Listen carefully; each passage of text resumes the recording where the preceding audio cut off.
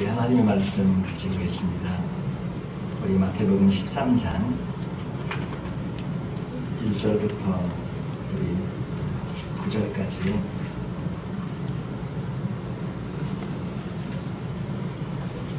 우리 마태복음 13장 1절부터 9절까지 말씀은 뒤에 좀 더 볼 예정인데요. 본문이 이제 앞부분이 길어서 씨 뿌린 뷰에 대한 말씀이 길어서 제가 읽기는 9절까지 읽으면 좋을 것 같습니다.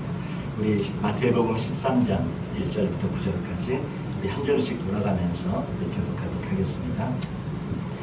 그날 예수께서 집에서 나가사 바닷가에 앉으시매 큰 무리가 그에게로 몰려오더니 예수께서 배로 앉으시고 온 무리는 해변에서 예수께서 비유로 여러 가지를 그들에게 말씀하여 이르시되 씨를 뿌리는 자가 뿌리러 나가서 그릇에 버러는 길가에 던지니 새들이 가서 물어버리고 버러는 흙이 얇은 돌밭에 떨어지며 흙이 깊지 아니하므로 곧 싹이 나오나 그러는 이에 가서 뿌리가 없으므로 말랐고 더러는 가시떨기 위에 떨어지며 가시가 자라서 기운을 막았고 더러는 좋은 땅에 떨어지며 어떤 것은 100배 어떤 것은 60배 어떤 것은 30배의 결실을 같이 읽겠습니다. 귀 있는 자는 들으라 하시니라. 아멘. 이 씨 뿌리는 비유, 우리가 이제 마태복음 13장은 천국에 대한 비유가 나와 있는 그러한 장입니다. 씨 뿌리는 자의 비유도 나와 있고 겨자씨, 누룩, 그 다음에 또 가라지, 그 다음에 밭에 감추인 보화, 또 값진 진주, 그 다음에 또 각종 물고기를 이렇게 모아서 이렇게 가르는 그런 그물 비유, 그리고 보통 7가지의 비유라고 얘기하는데 한 가지 더 저희가 볼 수 있다면 새것과 옛것을 이렇게 곳간에서 나오는 집주인 같은 서기관의 비유, 그래서 총 8가지의 천국 비유가 나와 있는 그러한 장이 바로 마태복음 13장입니다. 오늘 이 천국 비유 우리가 이제 많이 들어보셔서 알고 있고 많이 들어보셨던 그런 비유를 저희들이 이제 첫 번째로 씨 뿌리는 그런 비유를 저희들이 살펴보기를 원하는데요. 이 천국에 대한 이 비유가 이 말씀을 보면 이제 마태복음 우리 4절부터 그 뿌리는 이제 비유가 나와 있지 않습니까? 4절 길가에 떨어졌고 또 5절에 보면 돌밭에 떨어졌고 또 6절에 보면 그 뿌리가 없으므로 말라버리고 7절에 보면 가시떨기 위에 떨어졌던 어떤 그런 밭, 그리고 8절에 보면 좋은 땅. 그래서 4가지 밭이 나오고 있습니다. 그런데 이 비유에 대한 설명을 하면서 마태복음에는 없는데 마가복음에는 이제 이 구절에 한 구절이 더 들어가 있는데 마가복음 4장 13절에 있는 말씀을 보시면 또 이르시되 너희가 이 비유를 알지 못할진대 어떻게 모든 비유를 알겠느냐. 이게 이제 마가복음의 씨 뿌린 비유를 설명하면서 중간에 저 말씀을 하고 이제 그 뒤에 또 계속 비유가 마가복음도 이 비유가 나오거든요. 이어지고 있어요. 이 씨 뿌리는 이 비유를 알아야 다른 모든 천국 비유를 이해할 수 있는 그런 시작점이 되는 그러한 비유다. 그래서 굉장히 중요한 그런 비유가 바로 이 씨 뿌리는 그러한 비유입니다. 이 씨 뿌리는 비유가 그만큼 중요한 것을 저희들이 알 수 있는데 여기 이제 4가지 밭이 나오죠.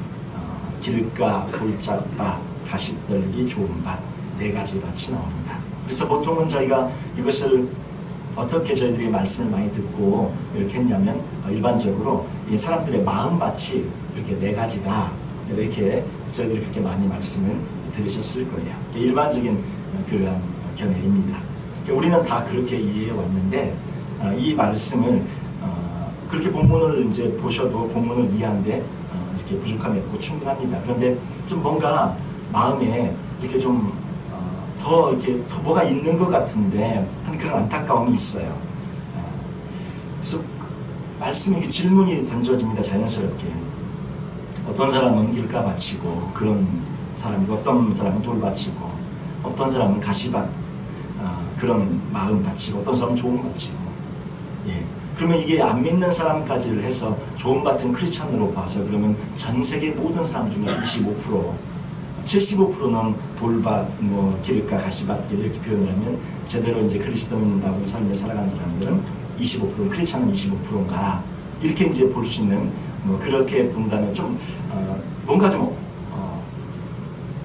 완벽하지 않은 그런 마음의 해석이 좀 마음에 들고 이걸 크리스찬으로만 딱 놓고 봤을 때도 그러면 크리스찬 중에 교회에 있는 성도님 중에 어떤 분은 길가 바치면 그냥 계속 길가 바치고 어떤 분은 돌 바치면 계속 돌 바치고 어떤 분은 가시 떨기면 계속 가시 떨기고 그래서 어떤 사람만 좋은 밭이면 우리 교회 안에 있는 크리스찬 중에 25%만 그러면 좋은 밭이 열매를 맺는 거냐 이것도 설명이 좀 뭔가 좀 부족하고 참 이게 이 비유가 아니 세상의 모든 사람 안 믿는 사람과 크리스찬을 25% 이렇게 보는 것도 좀 해석이 좀 뭔가 좀 허전하고요. 교회 안에 있는 성도님들은 그냥 25% 나눠가지고 25%만 좋은 밭이다. 그럼 나머지 75%는 어떻게 되는 거예요? 우리 교회 안에 성도님들이. 이것도 좀 허전하고 마음이 좀 뭔가 충분하지가 않습니다.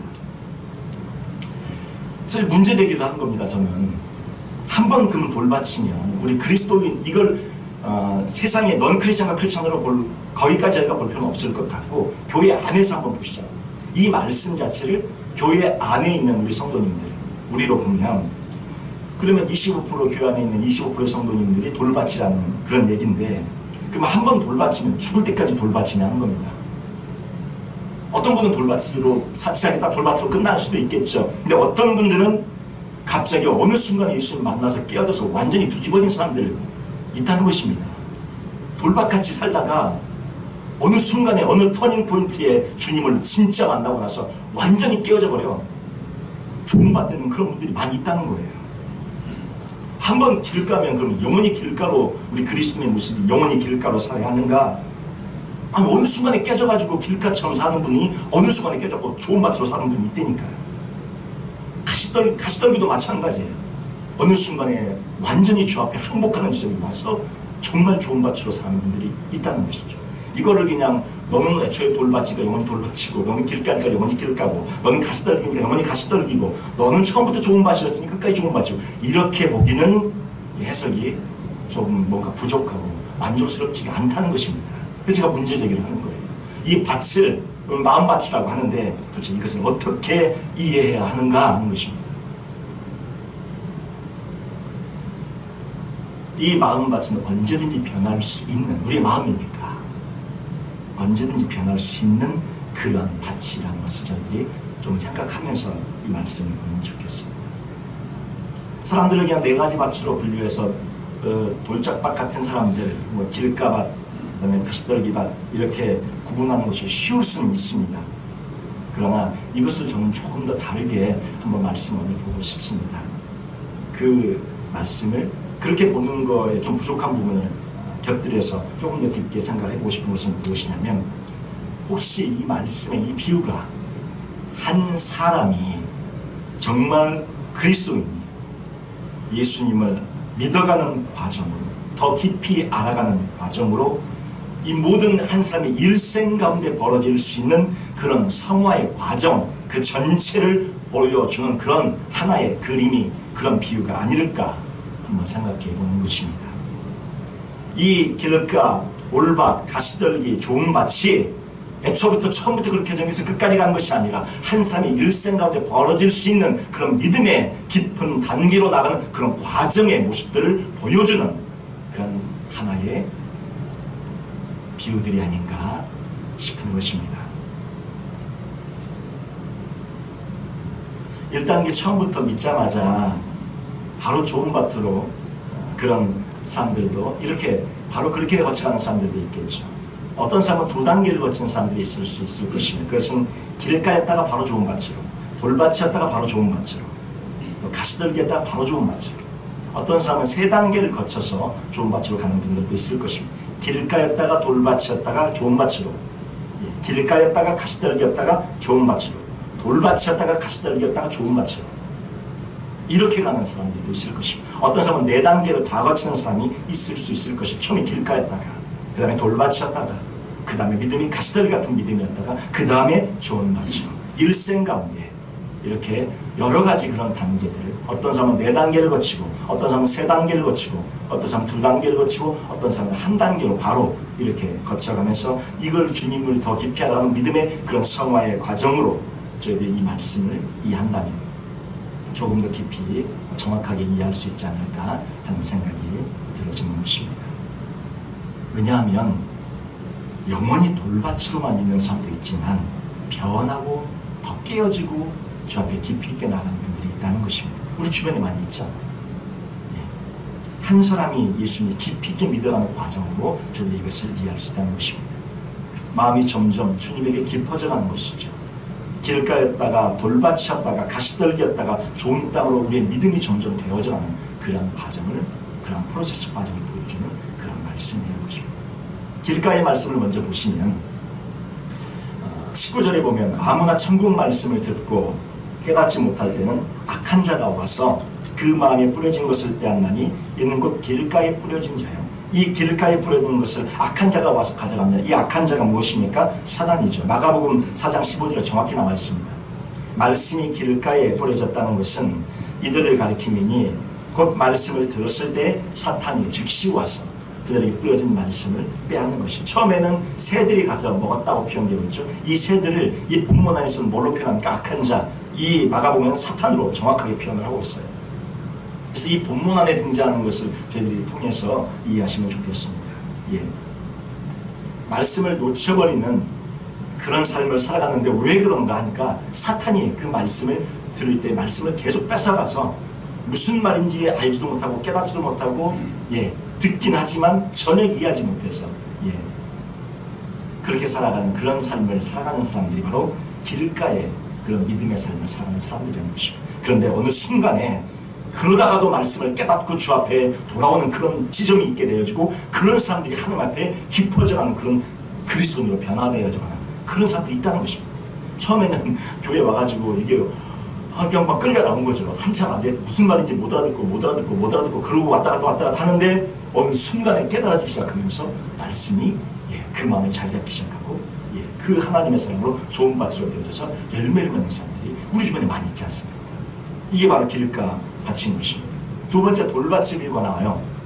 돌밭은 어떤 것입니까? 이거는 돌밭이니까 말씀이 내리긴 내리는데 그 말씀이 이 씨가 말씀으로 나와요. 근데 이 가라지 비유에서는 이 씨가 누구 나오면 천국의 아들들 우리로 나옵니다.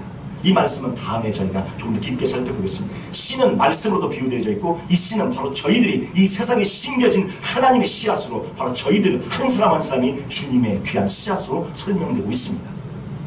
오늘 이 비유에서는 일단 말씀으로 저희들이 이 비유에서 있는 설명을 갖고 설명을 드리면 말씀이 이제 돌밭이니까 뿌리를 내리는데 돌밭이니까 내릴 수가 없잖아요.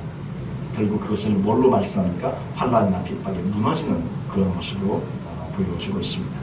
마태복음 13장 20절에 보면 돌밭에 뿌려졌다는 것은 말씀을 듣고 즉시 기쁨으로 받되 그 속에 뿌리가 없어 잠시 견디다가 말씀으로 말미암아 환난이나 박해가 일어날 때에는 곧 넘어지는 자요.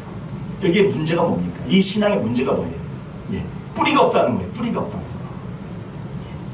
우리 주변에 많이 봅니다. 말씀에 뿌리가 없는 분들. 가장 중요한 게 말씀인데 말씀에 뿌리가 없으니까 환난이 오면 넘어져 버리고 박해가 오면 넘어져 버리고 어려우면 넘어져 버립니다. 뿌리가 있어야 견디죠. 뿌리가 없으니까 넘어져 버립니다. 근데 그런 분들도 어느 순간에 말씀에 뿌리가 생기기 시작하고 깊어지기 시작합니다. 그래서 환난이 와도 이기는 믿음으로, 박해가 와도 이기는 믿음으로 말씀으로 이겨내는 분들을 저희들이 보게 됩니다. 처음에는 잘 못 이겼는데 어느 순간에 말씀을 이렇게 읽기 시작하더니, 어느 순간에 말씀을 쓰기 시작하더니, 어느 순간에 그 말씀이 깨닫지기 시작하더니 말씀으로 어려움이 와도 이겨내시는 분들을 저희들이 보게 되지 않습니까? 이게 돌밭의 믿음의 상태입니다. 그 처음부터 돌밭에다가 끝까지 죽을 때까지 돌밭이어야 하냐? 그런 거가 아니라는 거죠. 한번 길 가면 죽을 때까지 길 가야 하냐? 그게 아니라는 거예요. 변한다는 것입니다. 돌밭이어도 전에는 감당 못했지만 뿌리가 없었기 때문에 그러나 뿌리가 생기기 시작합니다. 말씀이 생기기 시작합니다. 그러면 환난도 이겨내고 박해도 이겨내는 그런 믿음으로 나가는 그런 분들이 되신다는 것이죠. 세 번째 무슨 밭입니까? 가시떨기입니다. 이 가시떨기의 문제가 무엇이었습니까? 그것은 세상의 염려, 재물의 유혹 때문에 열매를 맺지 못하는, 뿌리도 내리고 자라긴 해요. 그런데 많은 열매가 없이 그저 초라하게 그저 나나 신앙생활을 지켜내고 감당해내기도 벅찬, 그러나 믿음은 있어서 환난과 핍박도 이겨내며 견뎌내지만 너무나 그냥 파리하게 초라하게 꺼져가는 그런 등불 모양 이렇게 살아가는 그런 그리스도인들을 말합니다. 우리 22절 보면 가시떨기에 뿌려졌다는 것은 말씀을 들으나 세상의 염려와 재물의 유혹에 말씀이 막혀서 결실하지 못하는 자라고 말씀합니다. 이 가시떨기 나무의 핵심은 세상의 염려, 너무 많은 염려라고. 그리고 이 재물의 유혹, 이 재물 때문에 너무나 이게 재물 때문에 힘들어서 예수님 믿기도 재물 때문에 힘들고 예수님 믿고 신앙생활 하려고 이 재물 때문에 마음이 자꾸 그래갖고 그렇게 무너지는, 결실하지 못하는 그런 분들을 말하고 있습니다. 근데 이런 분들이 어느 순간에 그래 내가 평생 이렇게 살아오다 보니까 재물 있어도 살고 없어도 살고 어느 순간에 내려놓는 지점이 와요. 그 재물 그게 뭐가 중요하냐, 내가 다 내려놓는다. 어느 순간에 그것을 다 내려놓는 지점이 갑자기 다가옵니다. 그리고 갑자기 플로잉을 하기 시작해요. 나누기를 시작합니다. 있어서 나누는 게 아니에요. 없는데 나눠요. 이 지점이 어느 분들에게 다가옵니다. 평생 가시떨기로 평생 사는 게 아니에요. 가시떨기 갖다가 어느 순간에 진짜 좋은 밭으로 바뀌어버려서 완전히 풍성한 열매를 맺어가는 재물이 내 것이 아니었구나, 주님의 것이었구나, 그걸 깨닫는 지점이 온다는 거죠. 많이 있으실 때 그렇게 빨리 깨달으시면 얼마나 좋을까요? 다 없고 나서 깨달으시니까 이제는 깨달아도 할 게 없잖아요. 그러니까 말씀을 더 빨리 많이 깊이 깨달으셔야 돼요. 재물도 많이 갖고 계셨을 때 이것을 깨달아서 내 것이 아니고 주님의 것이구나. 그래서 많이 나누시면 얼마나 많은 축복이 있겠습니까? 그런데 우리는 깨달음이 너무 늦어요. 다 잃고 나서 가진 것이 하나도 없고 나서 그때서야 이게 내 것이 아니고 주님의 것이구나. 그리고 나서 깨닫고 이제 플로잉을 하려고 하니 있어야 또 플로잉을 하죠. 근데 그 가운데서도 플로잉을 작은 것에서부터 하시는 그 손길이 하나님의 큰 축복의 손길인 줄 믿습니다. 많이 있을 때 많이 하는 것도 좋지만 없는 가운데서 그 작은 것을 나누는 그 마음이 얼마나 귀합니까? 과거에 그 두렵던 그 작은 것을 드리고 나눌 때 하나님이 얼마나 기뻐하셨습니까? 바로 그런 것처럼 우리가 지금이라도 하나님의 말씀의 의미를 깨닫고 알아서 나누고 베푸는 삶을 살아가는 것이 큰 축복인데, 우리가 많이 가지고 있을 때에 그걸 더 빨리 깨달아서 더 많이 나누실 수 있는 그런 분이 되시길 바랍니다. 이 세상에 염려도 내려놓으셔야 돼요. 염려하지 않게 됩니다. 우리의 삶에 수많은 염려거리가 있어요. 얼마나 많은 요즘 우리 얼마나 많은 염려거리가 있습니까? 우리 지난주간 우리 땡스기빙 주간을 보내셨는데 여기 확진자가 최고 기록을 찍었지 않습니까? 돌아가신 분들 너무 많고, 이런 상황에서 얼마나 염려가 많습니까? 우리의 생명도 염려가 되고 건강도 염려가 되고 우리 모든 자녀들, 손자, 손녀들, 우리의 모든 경제적인 여건들 다 염려됩니다.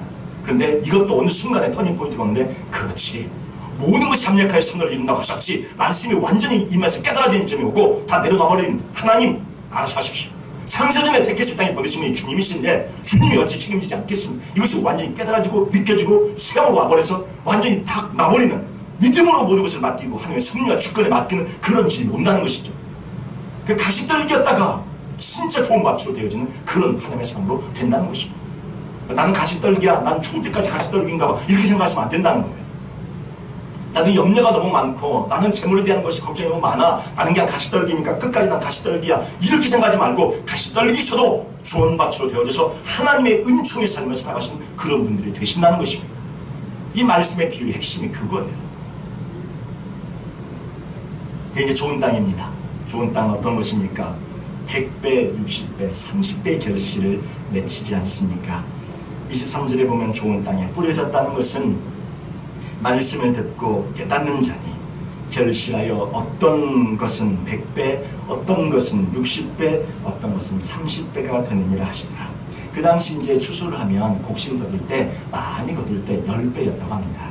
씨앗을 우리 수술하면 거두는 것에 보통 10배, 그래서 10배를 거두면 많이 거두는 건데, 주님의 말씀은 이게 지금 순서가요, 우리 보통 작은 것부터 30배, 60배, 100배 이렇게 얘기하는 구절도 있습니다. 이게 근데 마태복음에는 어떻게 나오냐면 100배부터 나와요. 100배. 그러니까 주님이 지금 주고 싶은 것은 몇 배를 주고 싶다는 거예요? 100배. 이거를 주고 싶다. 100배부터 주고 싶다는 거예요. 100배가 안 될 때 그 다음에 뭐예요? 60배. 그게 안 될 때 30배. 이것도 일반 모든 부유한 10배보다는 훨씬 뛰어넘는 것입니다. 주님께서 우리에게 주시는 이러한 축복을 주고 싶으신데, 이게 좋은 땅인데 이 좋은 땅의 조건이 뭐예요? 말씀을 듣고 뭐라고 되어 있습니까? 말씀을 듣고 깨닫는 자. 아, 이게요, 참, 말씀을 듣고 깨닫는 자. 그 목사님들이 제일 많이 깨달을 것 같죠? 말씀 많이 보고 말씀에 연구하니까. 아유, 그러지가 않아요. 저도 이 말씀을 보면 아직도 모르는 게 많고 깨닫지 못한 게 너무 많거든요. 그러니까 말씀을 듣고 깨닫는 자, 이 비유도 지금 말씀드리지 않았습니다. 이 천국 비유 4가지를 제가 지금 2가지 패턴의 이해를 말씀드렸잖아요. 넌 크리스찬과 크리스찬 75% 20% 이렇게 볼 거냐, 아니면 크리스찬의 25% 25% 좋은 땅 20% 이렇게만 봐버리고 해석을 해버리면 쉬울런지는 모르죠. 근데 진짜 이 말씀이 아니 좋은 땅으로 처음부터 좋은 땅이면 그럼 끝까지 좋은 땅, 이런 분들은 좋겠지만 그러면 나는 처음에 길가였어. 그러면 나는 죽을 때까지 길가라는 얘기는, 이게 말씀이, 이게 우리에게 해석이 안 되잖아요. 우리 보세요. 예, 저는 길가였지만, 우리는 가시떨기였지만, 우리는 돌밭이었지만 좋은 땅으로 지금 살고 계시죠. 하나님의 은혜로. 이 말씀의 해석이 정말, 이 말씀의 깨달음이 무엇입니까? 정말 깨닫는 것입니다. 이거 어마어마하게 중요하다는 것입니다. 말씀을 듣고 깨닫는 그런 하나님의 사람들이 100배의 열매 결실을, 60배, 30배 열매 결실을 맺는다는 것입니다. 그래서 저도 깨닫기 위해서 무지하게 애를 쓰고요, 부단하게 노력하고 성경을 뒤지고 있고, 또 우리 하나님의 우리 모든 성도님들도 말씀을 같이 제가 전하며 나눌 때에 말씀을 같이 귀를 기울여서 깨달으려고 한번 해보시고, 또 이거보다 더 깊은 의미들을 우리 성도님들이 더 깊이 깨달을 수 있어요. 목회자라고 많이 깨닫는 거 아닙니다. 우리 성도님 중에 더 깊은 깨달음을 갖고 계신 분들이 있어요. 다만 얘기를 못하시는 것 뿐이죠. 목사님 앞에 얘기를 못하고 있는 것 뿐이고, 더 깊이 알고 계신 분들이 많이 있을 수 있습니다. 그것이 하나님의 축복입니다. 말씀을 깨닫고 알고 계신 분들이 100배의 열매 결실을 맺어요. 근데 그러기 전에 이런 과정들이 있다는 것입니다. 오늘 이 말씀을 저희들이 보면서, 그러면 자 이제 그럼 제가 돌밭이에요, 제가 가시떨기예요, 좋은 밭으로 가고 싶어요, 깨닫고 싶어요, 100배 결실 맺고 싶어요. 그럼 어떻게 해야 되냐는 겁니다. 어떻게 해야 되냐. 자, 우리 돌밭을 다루기 위해서, 이 돌밭을 다루기 위해서, 이 돌밭, 이제 길가에 아예 사탄이 뺏어가 버리니까 그거는 그냥 아예 우리가 저기 논외로 하고요. 그건 사탄과의 싸움을 해야 되는데 싸울 힘조차 없는 거죠. 이 좋은 밭 정도 와야, 가시떨기 정도 와야 사탄과 싸우고, 이 돌밭 정도 와야 좀 사탄과의 대적도 좀 해보는데, 애초에 길가는 뭐 이건 뭐 뺏어가, 아예 그냥 말씀 자체가 없으니까 이거는 싸울 그 자체가 어려운 거죠. 돌밭부터 좀 볼게요. 돌밭, 가시떨기 2가지가 저희가 중점적으로 보면 될 것 같습니다. 돌밭. 이 돌밭을 다루기 위해서는 환난 때문에 무너진다 하지 않았습니까? 이 돌밭이. 이 핍박과 박해 때문에 무너진다 그러지 않았습니까? 돌밭이. 근데 이 환난과 핍박과 박해를 오히려 그것을 통해서 좋은 밭으로 하는 도구로 삼으시라는 것입니다. 돌밭으로 내가 지금 돌밭이다. 환난만 좀, 박해만 조금만 어려우면 내가 넘어져 버리고, 조금만 어려우면 내가 쓰러져 버린다. 그럴 때는 그것 자체를 도구로 삼아 좋은 밭으로 가는 징검다리를 삼으시라는 거예요. 자, 어떻게 합니까? 우리 계시록 7장 우리 9절 10절 말씀 보시면, 이 일 후에, 우리 한번 같이 한번 읽어볼까요? 이 일 후에 내가 보니 각 나라와 족속과 백성과 방언에서 아무도 능히 셀 수 없는 큰 무리가 나와 흰 옷을 입고 손에 종려가지를 들고 보좌 앞과 어린 양 앞에 서서 큰 소리로 외쳐 이르되, 구원하심이 보좌에 앉으신 우리 하나님과 어린 양에게 있도다 하니. 자, 여기 보면 아무도 능히 셀 수 없는 어마어마한 큰 무리가 각 나라와 족속과 백성과 방언에서 수많은 사람들이, 수많은 구원받은 사람들이 흰옷을 입고 나왔다는 것입니다. 너무 많은 하나님의 사람들이 나왔어요. 근데 이 사람들이 구원하심이 보좌에 앉으신 우리 어린 양에게 있도다 찬양을 하고 하나님을 높여드리고 경배합니다. 근데 좀 궁금한 게, 도대체 어디서 왔나요? 이 사람들이 다 어디서 온 것인가? 우리 13절 14절에 보니까, 예, 같이 한번 읽을까요? 장로 중 하나가 응답하여 나에게 이르되, 이 흰옷 입은 자들이 누구며 또 어디서 왔느냐? 이렇게 장로가 물었어요. 그리고 요한이 지금 대답을 하라고 요한이 했는데, 요한이 잘 모르죠, 요한이. 그래서 이제 14절 같이 한번 읽겠습니다. 내가 말하기를 내 주여 당신이 아시나이다 하니, 그가 나에게 이르되 이는 큰 환난에서 나오는 자들인데 어린 양의 피에 그 옷을 씻어 희게 하였느니라. 환난을 이기고 넘어가고 환난을 견뎌내고 환난을 통과해서 나온 사람들이 어마어마한 하나님의 구원받은 백성으로 온전한 좋은 땅에 그런 열매 맺는 백성으로 되어져 나왔다는 것입니다. 환난에 넘어져서 환난에 쓰러져서가 아니라 말씀을 붙잡고 환난을 이기고 견디고 통과하면 오히려 좋은 밭으로 되어져 버립니다. 그래서 지금 환난 가운데 있다고 느끼시는, 내가 참 어렵다, 박해 가운데 있다, 핍박 가운데 있다, 예수님 믿는 게 왜 이렇게 어렵냐, 이런 어떤 가운데 있으신 분들은 이것을 오히려 더 견디고 인내하셔서 말씀 붙잡고 그것을 통과하셔서 좋은 땅의 믿음으로, 하나님이 원하시는 축복의 믿음으로 나가신 그런 도구로 삼으시기를 바랍니다. 환난으로 주님을 포기하지 마시고, 박해로 주님을 버리지 마시고, 신앙을 믿음을 내려놓지 마시고, 오히려 환난 가운데 내가 죽으면 죽으리라 더 믿음으로 나아가시고, 더 예수님을 붙잡으시고, 더 주님을 말씀을 붙잡으셔서 나아가시면 그 환난이 오히려 도구가 되어서 더 깊은 믿음으로 나아가는 그런 은총의 도구의 역할이 될 것입니다. 이분들 보세요. 환난에서 나오는 큰 환난, 어마어마한 마지막 대환란입니다. 그 환난에서 어떻게 해요? 그 환난을 지나갔더니 어마어마한 구원을 받는 하나님의 백성들이 좋은 땅이 되었더라, 이렇게 얘기하지 않습니까? 그래서 우리에게 이런 돌박 같은 그런 믿음의 부분들이 있고 그런 마음에 있으신 분들은 다 이것을 기억하시면서 우리에게 다가오는 그런 환난이나 박해 핍박을 오히려 더 주님의 앞에 나간 도구로 삼아서 그렇게 주 앞에 나가실 때 정말 좋은 밭으로 되셔서 100배의 열매를 맺게 되실 줄 믿습니다. 자, 그럼 가시떨기는, 가시떨기는 어떻게 해야 됩니까? 열매를 맺지 못하는 땅, 그 가시떨기 땅인데, 이 가시떨기 땅은 저희가 어떻게 해야 하는가? 그것은 묵은 땅을 기경해야 합니다. 마음밭을 갈아 엎어야 합니다. 예레미야 4장 3절 말씀, 이제 가시떨기 밭을 보면서 이걸 보면 저희가 좋은 땅을 갈 수 있는 거죠. 이걸 저희가 이해하시면 좋겠습니다. 자, 우리 한번 같이 한번 읽어볼까요? 여호와께서 사람에게 이와 같이 이르노라, 너희 묵은 땅을 갈고 가시던 물에 파종하지 말라. 예, 가시던 물이 여기 나와요. 가시던 물에 파종하지 말라. 가시던 물을 계속 파종해봐야 그렇게 되니까, 그 가시던 물이 있는 그 땅을 어떻게, 그 묵은 땅을 어떻게 해야 됩니까? 아예 갈아엎어야 됩니다. 이게 첫 번째, 갈아엎어야 돼요. 이 묵은 땅은 뭐예요? 이 땅이 지금 뭐 마음밭이잖아요. 이 땅을 갈아엎어야 됩니다. 내 마음밭을 갈아엎어야 돼요. 먼저 갈아엎기 전에 내 마음밭이 어떤 상태를 깨달아야 됩니까?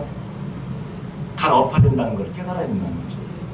근데 그걸 대부분 마음밭을 갈아엎으실 생각들을 안 하세요. 이 정도면 잘 믿고 있는데, 이 정도면 내가 순수한데 내 마음밭이 뭐가 잘못됐다고 갈아엎어야 돼요, 이렇게 생각하시죠. 주님 말씀은 내 마음밭은 묵은 땅입니다. 내 마음밭을 갈아엎어야 되는 거예요. 그래야 가시던 물이 없어지고 좋은 땅이 되어서 열매를 맺는구나, 이것을 저희들이 알고 그렇게 나아가게 된다는 것입니다. 예레미야 4장 4절에 이 마음밭은 주님께서도 할례를 마음으로 비유하시면서 마음의 할례를 행하라고 하세요. 우리 예레미야 4장 4절 같이 한번 읽겠습니다. 유다인과 예루살렘 주민들아, 너희는 스스로 할례를 행하여 너희 마음가짐을 베고 나 여호와께 속하라. 그리하지 아니하면 너희 악행으로 말미암아 나의 분노가 불같이 일어나 사리니 그것을 끌 자가 없으리라.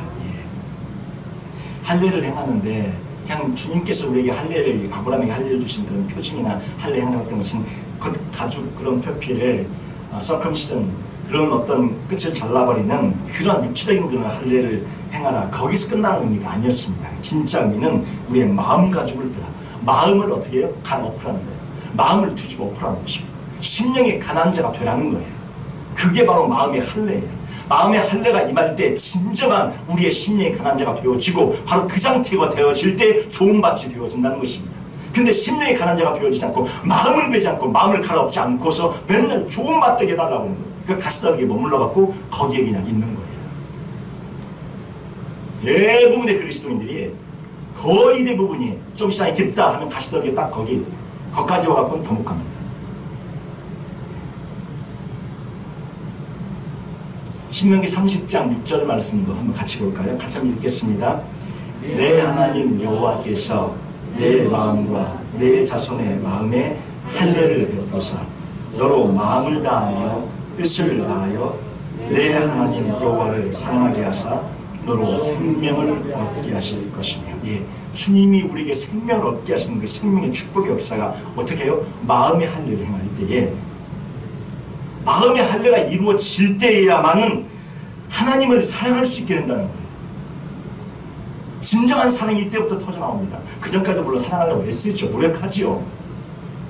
그런데 진짜 마음 뒤집어 엎고 마음의 할례를 행하고 심리의 가난자가 되어 잤을 때 더 깊은 진정한 하나님에 대한 사랑이 터져나오고 바로 그때 하나님께서 우리에게 생명의 역사가 더 아름답게 시작이 된다는 것입니다.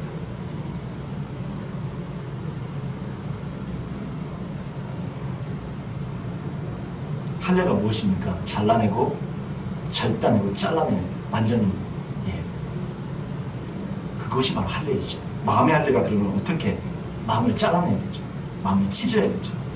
마음을 뒤집어 엎어야 되죠. 할례가 무엇인지 알지 않습니까? 잘라내야 되지 않습니까? 마음을 할례하라는 보통 마음을 잘라내야 되잖아요. 마음을 찢어내야 되잖아요. 아프죠. 고통 없이 이루어지는 거 아닌데 너무 고통스러워요. 마음을 찢어야 되는데. 육체적인 할례도 하면 얼마나 힘들고 어렵습니까? 우리가 태어난 아이들을 할례 시키고 우리 할례 얼마나 어렵고 아프고 힘들어요. 근데 육체적으로도 그런데 마음은 얼마나 아프고 힘들겠어요. 이 마음의 할례가 반드시 하나님께서 이렇게 찢으시는 과정이 있다는 것입니다. 우리 신앙 가운데 찢으시는 과정이 오면 축복인 줄 아셔야 돼요. 하나님이 드디어 나를 더 깊은 창으로 인도하시는구나. 나를 왜 찢으십니까? 나를 왜 고통으로 인도하십니까가 아니라 하나님 드디어 나를 찢기 시작하셨습니까? 정말 감사합니다. 이렇게 기도하가 나오셔야 된다. 나를 드디어 하나님의 칼로 나를 찢으시기 시작하시는, 내 마음을 찢기 시작하시는, 얼마나 기다렸는지 모릅니다. 아버지. 너무너무 한평생 기다렸는데 드디어 제가 이제 그 찢으신 단계에 들어간 거예요. 너무 감사합니다. 이렇게 기도를 하셔야 한다는 거죠. 그것 안 하면 절대 좋은 땅이 될 수 없다는 것입니다. 근데 우리는 어떻게 해요? 좋은 땅 아닌데 다 좋은 땅인 척하고 있는 거예요. 좀 문제가 좋은 땅인 것 같이 그냥 은근히 거기에 그냥 다 그냥 끼어갖고 저도 좋은 땅이에요. 그리고 이제 그게 있는 거예요. 진짜 좋은 땅입니까? 물어보면 잘 모르겠어요. 아니에요. 근데 좋은 땅인 거에 끼어져 있고 우리가 어떻게 본다고 생각하고 듣는다고 생각하고 안다고 생각하는 거예요. 주님의 말씀이 그 뒤에 이어지는데 뭐라고 말씀합니까? 우리 마태복음 13장 14절 15절에 보면 제가 읽어드릴게요. 이 말씀이 이제 이사야서에 나오는데 이 말씀이 왜 들어가 있는 걸 생각하시게 됩니다. 이사야의 예언이 그들에게 이루어졌으니 일러스되 너희가 듣기는 들어도 깨닫지 못할 것이요 보기는 보아도 알지 못하리라. 이 백성들의 마음이 완악하여져서 그 귀는 듣기에 둔하고 눈은 감았으니 이는 눈으로 보고 귀로 듣고 마음으로 깨달아 돌이켜 내게 고침을 받을까 두려워함이라. 자, 이게 이사야에 있는 말씀을 인용합니다. 이사야 6장 주님께서 이사야를 부르실 때 소명을 주실 때에 내가 너로서 하나님의 종으로 세워 이 백성에게 나의 메시지를 전하게 하겠다. 우시야 왕 때 주님께서 우시야 왕의 해에 하나님께서 이사야를 불러서 소명을 주실 때 줬던 말씀이 이사야 6장 9절 한번 보겠습니다. 예, 6장 9절 10절 우리 한번 찾아보세요. 성경도 한번 찾아보시고 예, 거기에 이제 이 말씀이 나오는데 여기 앞에는 지금 나와 있습니다. 예. 6장 9절 10절 자, 이 말씀이 이사야에서 나와요. 이거는 예수님이 인용하신 것입니다. 한번 같이 읽어볼까요? 여호와께서 이르시되 가서 이 백성에게 이르기를 너희가 듣기는 들어도 깨닫지 못할 것이요 보기는 보아도 알지 못하리라 하여 이 백성의 마음을 둔하게 하며 그들의 귀가 막히고 그들의 눈이 감기게 하라. 염려하건대 그들이 눈으로 보고 귀로 듣고 마음으로 깨닫고 다시 돌아와 고침을 받을까 하나 하시기로. 예. 이해가 지금 되십니까? 저는 이 말씀을 구약에서 보면서 정말 이해할 수 없는 말씀 중에 한 가지였어요. 아니 고침받아야죠. 눈으로 제대로 봐야죠. 귀로 들어야죠. 마음으로 깨달아야죠. 근데 주님의 말씀은 그렇게 하지 못하게 하는 거예요. 하나님께서는 이스라엘의 마음을 둔하게 하여서 귀가 어떻게 해요? 눈이 어떻게 감기게 하라고 말씀하고 있어요. 염려를 하신대요. 하나님이 무슨 염려를 하시냐? 그들이 눈으로 볼까봐, 귀로 들을까봐, 마음으로 깨달을까봐, 다시도 고침을 받을까봐 염려한대요. 아, 이게 도대체 이게 무슨 말입니까? 이게 말이 되는 말입니까? 이게 하나님께서 우리가 고침받을까봐 두려워서 염려해서 못 알게, 못 깨닫게, 눈으로 보지 못하게, 귀로 듣지 못하게, 마음으로 깨닫지 못하게 하신다는 거예요. 언제까지 그렇게 하시냐? 언제까지 그러면 우리 이사야 6장 11절 12절 자, 한번 우리 같이 한번 읽어볼까요? 내가 이르되 주여 어느 때까지입니까? 하였더니 주께서 대답하시되 성읍들은 황폐하여 주민이 없으며 가옥들에는 사람이 없고 이 부지는 황폐하게 되며 여호와께서 사람들을 멀리 옮기셔서 이 땅 가운데 황폐한 곳이 많을 때까지니라. 예, 언제까지 그러면 이렇게 주님께서 이렇게 하실 겁니까? 물었더니 언제까지라고 얘기해요. 이게 지금 언제까지라는 얘기입니까? 말씀을 읽어보니까 아시겠죠? 느낌이 오죠? 이게 언제예요? 예, 바벨론 포로 멸망 바벨론의 멸망당해서 예루살렘 성전이 황폐하게 되어지고 이스라엘이 황폐하게 되어지고 완전히 돌아가고 돌이 남지 않고 무너져버리는 그런 때가 될 때까지, 그리고 이스라엘 사람들은 멀리 옮겨져서 바벨론에 옮겨져서 포로로 잡혀가서 그 땅에서 그렇게 황폐한 곳이 많을 때까지, 주님께서 지금 이렇게 하시고자 하는 목적과 이유는 무슨 뜻입니까? 황폐하게 만들겠다는 뜻입니다. 완전히 없애버리겠다는 뜻입니다. 돌아가고 돌이 남지 않고 완전히 무너지게 하시겠다는 거예요.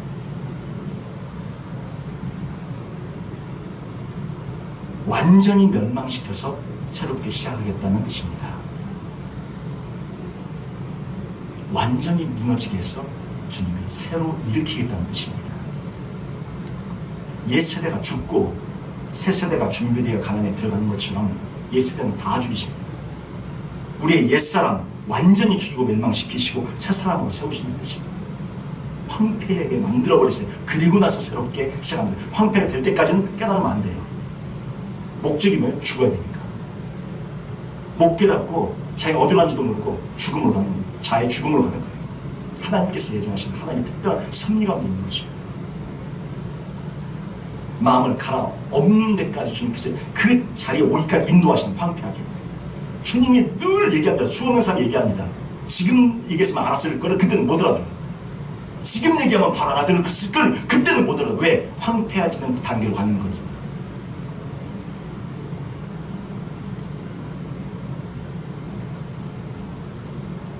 그래야 새 땅으로 준비될 수 있으니까. 그때에서야 마음의 할례를 하는 지점까지 갈 수 있게 되어집니다. 이거를 제가 그리스도인의 한 사람의 인생의 어떤 성화의 여정으로 더 깊이 주님 앞에 나가는 그런 여정으로 시페리온 비유를 그렇게 한번 해석해보자 얘기했었지 않습니까? 근데 많은 분들이 열매를 맺기 위해서 먼저 우리가 무슨 땅이 되어져야 되면 좋은 땅이 되어져야 하는데, 이 좋은 땅이 되어지는 과정이 성화의 과정들을 저희들이 우리가 그냥 1차적인 그런 생각에만 머물러 있는 것 같습니다. 내가 조금씩 하나님의 말씀대로 살아가기 시작하는 것을 성화라고 생각합니다. 맞아요. 이게 1차적인 의미입니다. 살아가려고 노력하는 거죠. 시작하는 거죠. 그게 길가고 그게 돌받치고 그게 가시떨기입니다. 내가 율법을 지키려고 합니다. 말씀을 지키려고 합니다. 그런 마음이 우리 마음속에 있어서 시작을 합니다. 그리고는 조금 더 신앙을 깊이 있게 나가면 남을 미워하는 것도 죄고 내 마음으로 짓는 것도 죄라고 알게 됩니다. 그것이 더 깊이 있게 다가온 그런 성화의 과정 안에 더 깊이 있게 들어온 것이잖아요. 근데 여기서 더 깊이 가는 것은 무엇입니까? 그것 자체, 내 마음이 그렇게 하고 있는 것 자체도 내가 새로운 율법적인 삶을 살고 있구나 하는 것을 깨닫는 지점까지 가셔야 한다는 거예요. 네, 무슨 말씀을 드리는 거냐면 다시 좀 설명을 드릴게요. 내가 화가 날 때 참았어. 그때 내가 잘 참았어. 내가 그때 그 사람이 뭐라고 하는데 내가 화가 날 때 참았고, 내가 우리 집에서 무슨 일이 있었는데 화가 날 때 참았어. 야, 내가 성화가 잘 되어가고 있어. 귀가 다치고 눈이 다친 겁니다. 이게 내가 지금 뭘 잘하고 있어. 내가 성화가 잘 되고 있어. 이렇게 생각하는 것 자체. 내가 잘 참았어. 내가 화가 났는데 그 화를 잘 이겼어. 이게 지금 귀가 다치고 눈이 다친 거예요. 주님의 말씀은 그 다치는 것을 열어서 보라는 것입니다. 내가 지금 뭔가를 참아냈고 내가 지금 성화를 이루어가고 있고 내가 화가 나는데 그걸 억눌렀다 이렇게 생각하는 것 자체가 이미 귀가 닫히고 눈이 닫힌 거라는 거예요. 진짜는 우리 안에 예수님이 거하시는 마음이라면 화가 나는 마음마저도 일어나지 않아야 됩니다. 근데 그것을 내가 하고 있다고, 내가 이기고 있다고, 내가 성화를 이루어가고 있다고 생각하는 것, 바로 그것이 지금 어떻게 우리가 지금 눈으로 보고 있다고 생각하시는 거죠. 나는 잘 성화를 하고 있다고 생각하는 거죠. 어떻게 내가 지금 잘 참고 있어, 성화 잘하고 있다고 생각하시는 거죠. 전혀 보지 못하고, 전혀 듣지 못하고, 전혀 깨닫지 못하는 거예요. 성화는 내가 하는 게 아닙니다. 내 안에서 예수님이 하시는 거죠. 예수님이라면 화가 나지 않으실 거예요. 죽은 자는 화가 나지 않습니다. 화가 나는 걸 이기고 억누르고 있다, 난 잘하고 있다, 이게 속고 있는 거라는 거죠. 화가 나는 마음마저도 예수님이라면 그 마음이 나오지 않아요. 그 마음마저도 어떻게 화가 나는 마음이 아니라 긍휼히 여기는 마음이 먼저 납니다. 옛날 같으면 화가 나는 상황인데 그렇게 화를 내는 사람을 볼 때 자기는 화가 났어요. 근데 예수님의 마음에 보면 그게 불쌍해 보여요. 긍휼의 마음이 먼저 와요. 예수님의 마음이 먼저 옵니다. 그리고 사랑의 마음으로 바뀌어져 버립니다. 그러니까 내가 화가 나는 걸 내가 잘 참았어, 내가 이겼어, 내가 성화가 잘 되고 있어, 이거는 완전히 잘못 지금 눈이 감겨 있는데 뜨고 있다고 생각하시는 거예요. 뜨고 있다고, 보고 있다고, 내가 잘 이기고 있다고.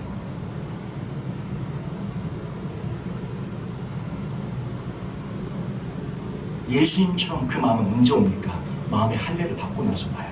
완전히 찢어진 마음, 그때 오는 마음이 예수님의 마음인데, 이것이 진짜 내 안에서 예수님이 걸어가시는 길을, 그 마음을 갖고 살아가는 삶이 진짜 성화입니다.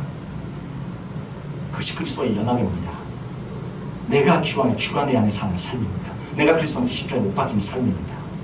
이 성화까지는 얘기를 하지 않고 대부분 화나는데 잘 참았어, 이겼어, 성화 잘하고 있네, 그건 내가 지금 잘 보고 있고 잘 믿고 있고 잘 듣고 있는 신앙인 것처럼 생각합니다. 전혀 아닙니다. 눈으로 보지만 보지 못하고 있는 장님의 상태고, 귀로 듣고 있지만 깨닫지 못하는 그런 상태입니다. 소경의 규모의 상태라는 것이죠.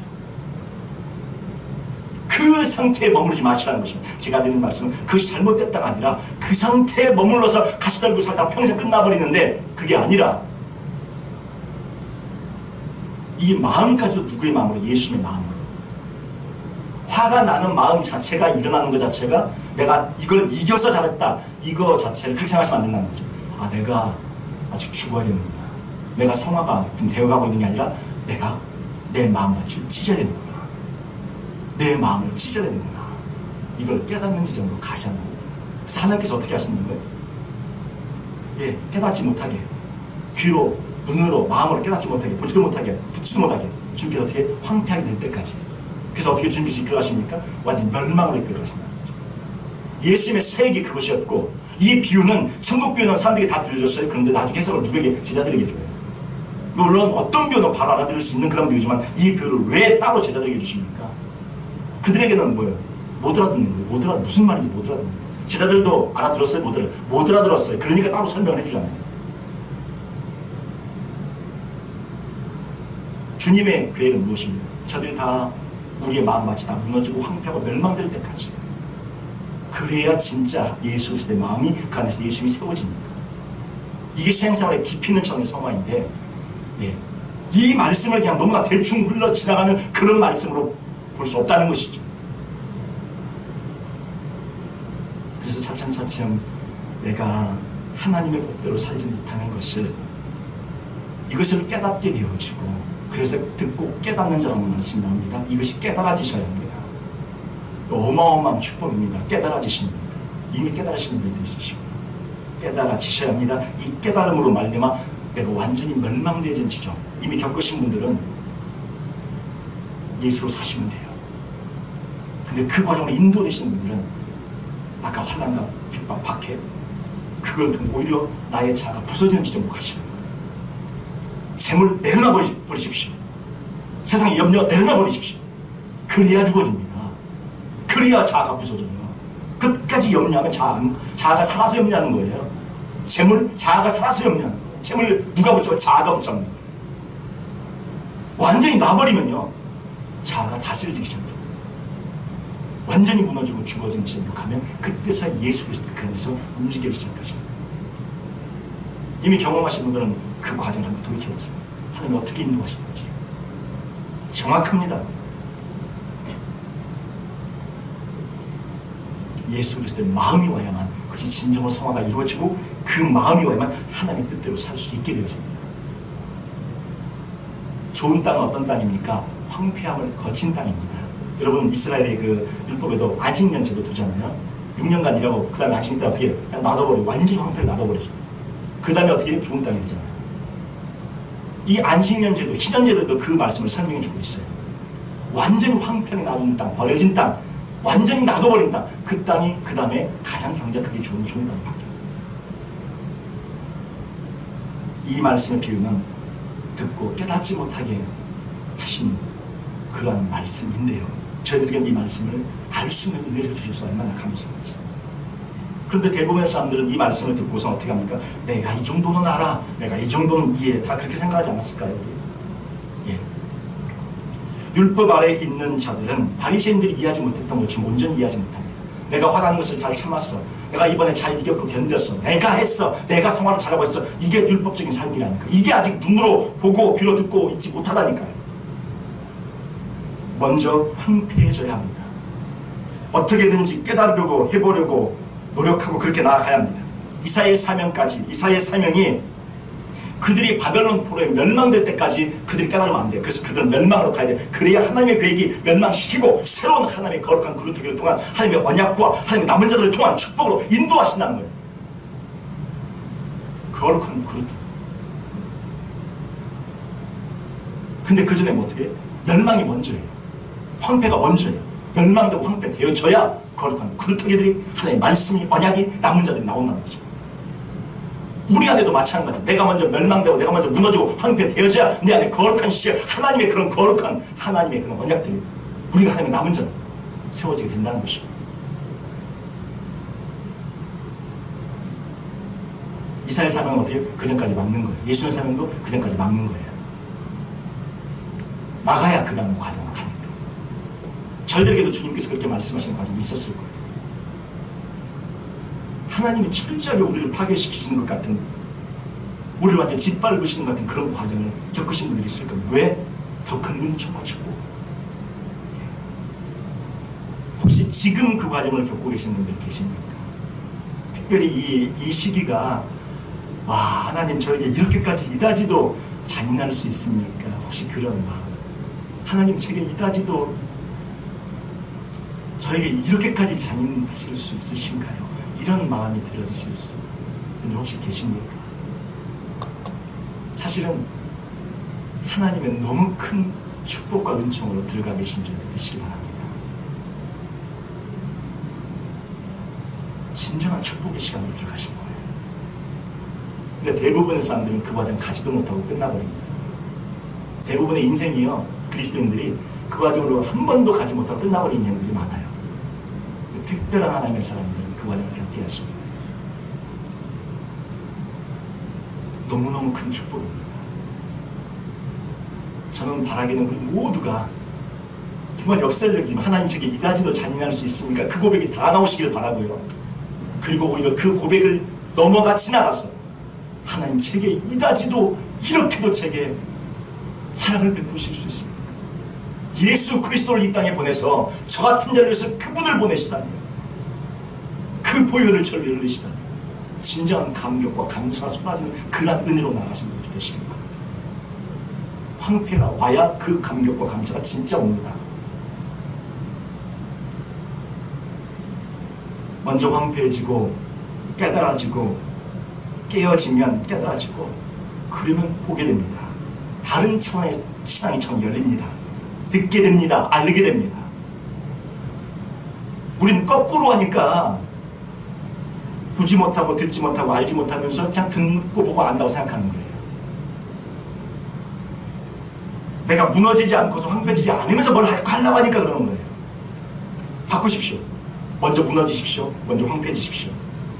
그러면 모든 것이 주님의 그런 예비하신 축복의 길로 나가게 될 것입니다. 그러한 주님의 은혜가 우리 모두에게 있으시기를 주님의 이름으로 축원을 드립니다. 자, 기도하겠습니다.